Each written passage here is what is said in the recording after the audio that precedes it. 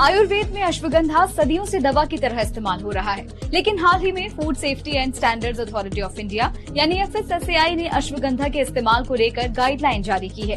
अब किसी भी फूड प्रोडक्ट, सप्लीमेंट या दवा में अश्वगंधा की पत्तियों का उपयोग नहीं किया जा सकेगा। इसलिए आज जरूरत की खबर में बात अश्वगंधा की। जानेंगे FSSAI ने ये गाइडलाइन क्यों जारी की है, अश्वगंधा के क्या हेल्थ बेनिफिट्स और साइड इफेक्ट्स हैं।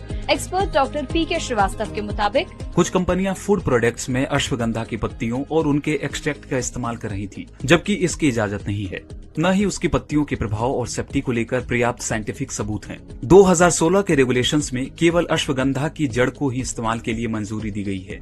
अब आपको बताते हैं अश्वगंधा में कौन कौन से पोषक तत्व होते हैं। विथेनोलाइट्स शरीर में इन्फ्लेमेशन कम करता है और इम्यूनिटी मजबूत बनाता है। एल्कलॉइड्स स्ट्रेस कम करने और नर्वस सिस्टम को कूल रखने में मदद करता है। सेपोनिन्स इम्यूनिटी को सपोर्ट करता है। फ्लेवोनॉइड्स ये एक एंटीऑक्सीडेंट है। अश्वगंधा में फाइबर की मात्रा भरपूर होती है, साथ ही इसमें कुछ जरूरी मिनरल्स भी होते हैं। प्रोटीन 3.9 ग्राम, फाइबर 32.3 ग्राम, कार्बोहाइड्रेट 40।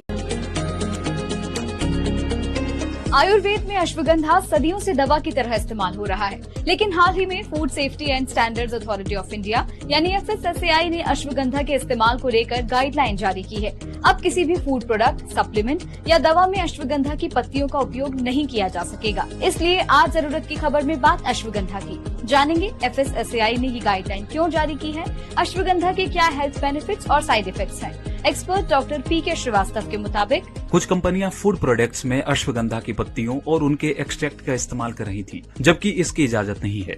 न ही उसकी पत्तियों के प्रभाव और सेफ्टी को लेकर पर्याप्त साइंटिफिक सबूत हैं। 2016 के रेगुलेशंस में केवल अश्वगंधा की जड़ को ही इस्तेमाल के लिए मंजूरी दी गई है।